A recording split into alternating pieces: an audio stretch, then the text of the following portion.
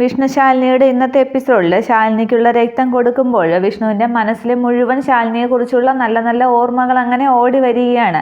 ശാലിനിയുടെ കാലിൽ മുള്ളു കൊണ്ടപ്പോൾ എടുത്തുകൊണ്ട് പോയതും പിന്നെ അമ്പലത്തിലെ പടിക്കെട്ടിലൂടെ ശാലിനിക്ക് നടക്കാൻ വയ്യെന്ന് പറഞ്ഞപ്പോൾ എടുത്തുകൊണ്ട് പോയതും അങ്ങനെ ശാലിനിയും വിഷ്ണുവുമായിട്ടുള്ള ഒരുപാട് മുഹൂർത്തങ്ങളൊക്കെ ഓർത്തോർത്ത് വിഷ്ണു അങ്ങനെ കിടക്കുമ്പോൾ ഡോക്ടർ പറയുന്നുണ്ട്, കഴിഞ്ഞു, കുറച്ചു നേരം ഇരുന്നിട്ട് പോയാൽ മതി, അല്ലെങ്കിൽ തലചുറ്റി വീഴും എന്ന് പറയുകയാണ്. അന്നേരം അതൊന്നും കുഴപ്പമില്ല, എനിക്ക് ഇതൊക്കെ ശീലമുള്ളതാണ്, പിന്നെ എൻ്റെ ഭാര്യ എവിടെയോ ഉണ്ട്, അവളെ ഒന്ന് കണ്ടുപിടിക്കണം, അതാണ് അടുത്ത ജോലി എന്ന് പറഞ്ഞിട്ട് ആ കർട്ടനിലൂടെ ആ പേഷ്യൻ്റ് ആരാണെന്ന് അറിയാനായിട്ട് വിഷ്ണു നോക്കുന്നുണ്ട്. പക്ഷേ നഴ്സിനെ മാത്രമേ വിഷ്ണുവിനെ കാണാനായിട്ട് സാധിക്കുന്നുള്ളൂ. തുടർന്ന് പുറത്തേക്ക് ഇറങ്ങി വരുന്ന വിഷ്ണു ഈ ശാലിനിയൊക്കെ ഇരുന്ന സ്ഥലം നോക്കിയിട്ട് ഇവൾ ഇതുവരെ വന്നില്ലേ, എവിടെ പോയതാണ് എന്ന് പറഞ്ഞ് ഫോൺ എടുത്ത് ശാലിനിയെ വിളിക്കാനായിട്ട് ശ്രമിക്കുന്നുണ്ട്. അതേസമയം ശാലിനിയുടെ ഫോൺ ആ ആശുപത്രിയുടെ മുറ്റത്ത് രണ്ടായിട്ട് പൊട്ടിക്കിടക്കുകയാണ്. അന്നേരം മൊബൈൽ സ്വിച്ച് ഓഫ് ആണല്ലോ, എവിടെ പോയി, കിട്ടുന്നില്ലല്ലോ എന്നും പറഞ്ഞ് ആകെ ടെൻഷനിൽ വിഷ്ണു അങ്ങോട്ടും ഇങ്ങോട്ടും ഒക്കെ നടക്കുന്നുണ്ട്. തുടർന്ന് കാണിക്കുന്നത് കുടുംബശ്രീ വീടിൻ്റെ ഉമ്മറപ്പടിയിൽ തന്നെ അമ്മയെ പോലീസ് കൊണ്ടുപോയത് ആലോചിച്ച് ആകെ സങ്കടപ്പെട്ടിരുന്ന് കരയുകയാണ് ശ്യാമ. ഇതേസമയം ഹോട്ടലിൽ വരുന്നവർക്ക് ശങ്കരേട്ടനും ബാക്കി എല്ലാവർക്കും ഭക്ഷണമൊക്കെ കൊടുക്കുന്നുണ്ട്. ശാന്തയും രാജിയും കൂടി ചേർന്ന് ഹോട്ടലിൻ്റെ ഒരു മൂലയ്ക്ക് ഒരു സ്റ്റൂളിൽ ആകെ വിഷമിച്ച് ഭാനുമതി അമ്മയും ഇരിപ്പുണ്ട്. തുടർന്ന് ശാന്ത ചെന്ന് രാജിയോട് പറയുന്നുണ്ട്, ദേ ശ്യാമ ഇരുന്ന് സങ്കടപ്പെട്ട് കരയുന്നു, നമുക്ക് അങ്ങോട്ട് പോകാമെന്നും പറഞ്ഞ് രണ്ടുപേരും കൂടി ശ്യാമയുടെ അടുത്തേക്ക് ചെല്ലുകയാണ്. തുടർന്ന് ശാന്ത ചെന്ന് ശ്യാമയെ ആശ്വസിപ്പിക്കുന്നുണ്ട്. അച്ഛനോട് പറഞ്ഞിട്ടില്ലേ, അച്ഛന് പോലീസിൽ സ്വാധീനമൊക്കെ ഉള്ളതല്ലേ, അമ്മയെ ഇറക്കാനായിട്ട് എന്തെങ്കിലും ചെയ്യും, മോള് സമാധാനിക്ക് എന്ന് ശ്യാമയോട് പറഞ്ഞിട്ട് ശാന്തയും രാജിയും കൂടി തമ്മിൽ ചർച്ച ചെയ്യുകയാണ്. ഇതെങ്ങനെ സംഭവിച്ചു എന്നാണ്. കൂടുതൽ ഭക്ഷണവും ഇവിടെ തന്നെയാണ് ഉണ്ടാക്കിയത്, കുറച്ച് ഭാഗം മാത്രം ശാരിമോളുടെ വീട്ടിലും, അവിടെ നിന്ന് ഭക്ഷണം എടുത്തുകൊണ്ട് വന്നത് ഞാനാണ്, അവിടെ നിന്ന് എന്തായാലും ഇത് സംഭവിക്കാൻ സാധ്യതയില്ല എന്നിങ്ങനെ ശാന്ത പറയുന്നുണ്ട്. അന്നേരം ഇതൊക്കെ ശ്യാമ ശ്രദ്ധിക്കുകയാണ്. തുടർന്ന് രാജി പിന്നെ ശാന്ത എന്താ ഉദ്ദേശിക്കുന്നതെന്ന് ചോദിക്കുമ്പോൾ ഇവിടെ നമ്മൾ മാത്രമല്ലല്ലോ, വേറെ പുതിയ ആൾക്കാരൊക്കെ വന്നിട്ടുണ്ടല്ലോ എന്ന് ഇങ്ങനെ പറയുമ്പോൾ അത് ഭാനുമതിയെ ഉദ്ദേശിച്ചാണ് പറയുന്നതെന്ന് ശ്യാമയ്ക്ക് മനസ്സിലാവുകയാണ്. ഇതേസമയം ഹോട്ടലിനകത്ത് ഭാനുമതിയമ്മ മാത്രമാണ് ഉള്ളത്. തുടർന്ന് ഭക്ഷണം കഴിക്കുന്ന ഒരാൾ സാമ്പാർ വേണമെന്ന് പറയുകയാണ്. അന്നേരം ആദ്യം ഭാനുമതിയമ്മ ശ്രദ്ധിക്കാതെ എന്താ ആലോചിച്ചിരിക്കുന്നുണ്ട്. ശങ്കരേട്ടനും അത് ശ്രദ്ധിക്കുകയാണ്. തുടർന്ന് ഇവിടെ ആരുമില്ലേ, ഇച്ചിരി സാമ്പാർ വേണമെന്ന് പറയുമ്പോൾ അവർ സാമ്പാറല്ലേ ഒഴിക്കട്ടെ എന്നും പറഞ്ഞ് ആദ്യം വേറൊരു കറിയാണ് ഒഴിച്ചു കൊടുക്കുന്നത്. അന്നേരം ഞാൻ സാമ്പാറല്ലേ ചോദിച്ചതെന്നും പറഞ്ഞ് അയാൾ ദേഷ്യപ്പെടുകയാണ്. അന്നേരം അത് ആ പാത്രം ഇങ്ങ് വാങ്ങിയിട്ട് ശങ്കരേട്ടൻ പറയുന്നുണ്ട്, മുകുന്ദന് സാമ്പാറല്ലേ വേണ്ടത്, ഞാൻ ഒഴിച്ചു തരാം എന്ന് പറഞ്ഞ് ഒഴിച്ചു കൊടുക്കുകയാണ്. അന്നേരം ഇതൊക്കെ എവിടെ നിന്ന് വരുന്നു, ഇവിടെ ഉള്ളവരൊക്കെ എവിടെ പോയി എന്നൊക്കെ മുകുന്ദൻ അന്വേഷിക്കുന്നുണ്ട്. തുടർന്ന് ഭാനുമതി അമ്മയോട് അവിടെ തന്നെ പോയി ഇരുന്നോളാനായിട്ട് ശങ്കരേട്ടൻ പറയുമ്പോൾ എന്തോ പരസ്പര ബന്ധമില്ലാതെ വേറെന്തൊക്കെ ആലോചിച്ച് അവർ ആ സ്റ്റൂളിലേക്ക് തന്നെ തിരികെ പോയിരിക്കുന്നുണ്ട്. ഈ സമയത്താണ് ഓട്ടോയിൽ ശാരദാമ്മ വന്നിറങ്ങുന്നത്. ആകെ ദേഷ്യത്തോടു കൂടിയാണ് ശാരദാമ്മ ഓട്ടോയിൽ നിന്ന് ഇറങ്ങുന്നത്. തുടർന്ന് അമ്മയെ കണ്ട സന്തോഷത്തിൽ അമ്മയെന്നും പറഞ്ഞ് ഓടിച്ചെന്ന് ശ്യാമ കയ്യിൽ പിടിക്കുമ്പോൾ അതങ്ങ് തട്ടി മാറ്റിയിട്ട് ഇങ്ങനെ വിരൽ ചൂണ്ടി തൊടരുതെന്നെ, തൊട്ടു പോകരുതെന്നെ, ആരും അടുത്തേക്ക് വരണ്ടെന്ന് പറഞ്ഞിട്ട് ഹോട്ടലിലേക്ക് അങ്ങ് ഓടി കയറുകയാണ് ശാരദാമ്മ. പുറകെ വരുന്നുണ്ട് ശാന്തയും ശ്യാമയും രാജിയും ഒക്കെ.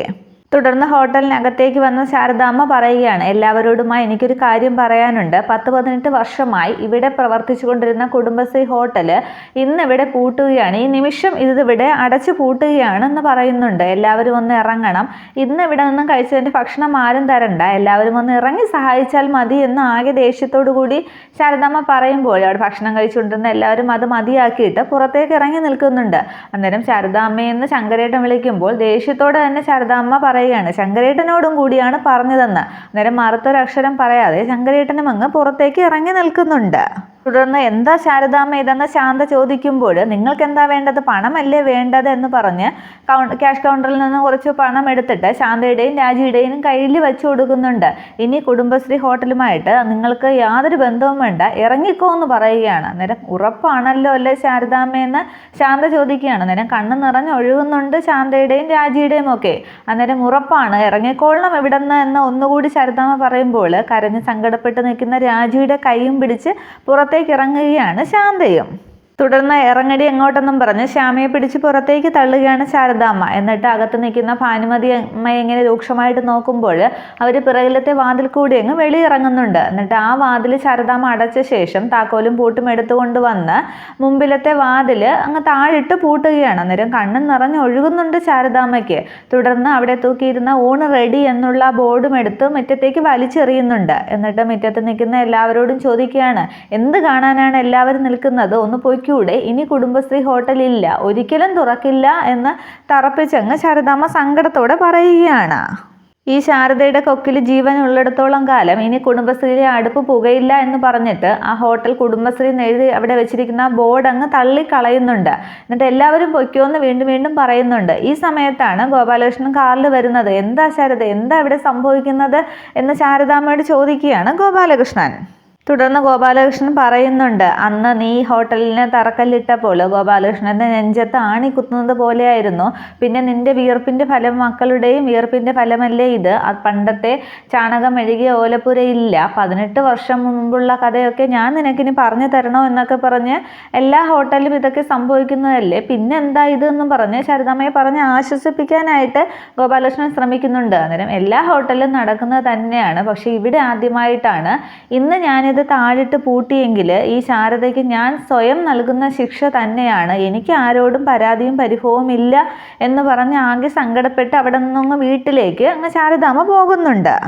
തുടർന്ന് ഓരോരുത്തരായി കുടുംബശ്രീയുടെ മുറ്റത്ത് നിന്നും പിരിഞ്ഞു പോവുകയാണ്. അവസാനം സങ്കടപ്പെട്ട് കുടുംബശ്രീയിലേക്ക് തന്നെ നോക്കി നിൽക്കുന്ന രാജിയുടെ കൈയും പിടിച്ച് ശാന്ത പറയുന്നുണ്ട്, ഇനി എന്ത് കാണാനാണ് നോക്കി നിൽക്കുന്നത്, വാ എന്നും പറഞ്ഞ് ഗോപാലകൃഷ്ണൻ്റെയും ശ്യാമയുടെയും ഫ്രണ്ടിൽ കൂടെ തന്നെ ശാന്ത രാജിയും പിടിച്ചുകൊണ്ട് പോകുന്നുണ്ട്. അവസാനം ശങ്കരേട്ടൻ മാത്രമാകുന്നുണ്ട്. ശങ്കരേട്ടനും കുടുംബശ്രീ ഒന്നുകൂടി നോക്കിയിട്ട് അവിടെ നിന്നും പോവുകയാണ്. ഇതേസമയം താക്കോലുമായിട്ട് പോയ ശാരദാമ്മ താക്കോലും നെഞ്ചോട് ചേർത്തങ്ങ് പൊട്ടി കരയുകയാണ് കട്ടിലിരുന്ന. ഇതേസമയം നിശ്ചയത്തിന് ഒരുങ്ങി റെഡിയാക്കി അർജുൻ മുകളിൽ നിൽക്കുന്നുണ്ട്. ഇനി എന്ത് ചെയ്യുമെന്നും പറഞ്ഞ് അത് മുടക്കാനുള്ള വഴി അർജുൻ ഇങ്ങനെ ആലോചിച്ച് നടക്കുമ്പോൾ വസുമതി കയറി വരുന്നുണ്ട്. നന്നായിട്ടുണ്ട് നിൻ്റെ വേഷം, തെളിയാത്ത നിൻ്റെ ഈ മുഖമാണ്, ഒരുമാതിരി മരണ വീട്ടിൽ നിൽക്കുന്നത് പോലെ മുഖം ഒന്ന് തെളിച്ച് നിൽക്കടാന്ന് വസുമതി പറയുകയാണ്. അതേസമയം ചിത്ര താഴെ നിന്നും അമ്മയെന്നും പറഞ്ഞ് വിളിക്കുമ്പോൾ വസുമതി താഴേക്ക് അങ്ങ് പോകുന്നുണ്ട്. തുടർന്ന് നിശ്ചയത്തിനായി റോഷ്നിയും അച്ഛനും അമ്മയും ഒക്കെ എത്തുകയാണ്. അന്നേരം ചിത്ര ഓടിച്ചെന്ന് വന്നേ വിശേഷങ്ങളൊക്കെ ഒരുപാട് പറയാനുണ്ട് എന്ന് പറഞ്ഞ് ഒരുങ്ങിയൊരു മണവാട്ടിയെ പോലെ വരുന്ന റോഷ്നിയെ അകത്തേക്ക് കൂട്ടിക്കൊണ്ടു പോകുന്നുണ്ട്. ഇതേസമയം ഡോക്ടർ ഹെലന് പ്രീതിയുടെ സ്കാനിങ് റിപ്പോർട്ട് പരിശോധിക്കുന്നുണ്ട്. പ്രീതിയുടെ മുമ്പിൽ വെച്ച് തന്നെയാണ് അത് വായിച്ചു നോക്കുന്നത്. അന്നേരം ഹെലന് സന്തോഷമാകുന്നുണ്ട്.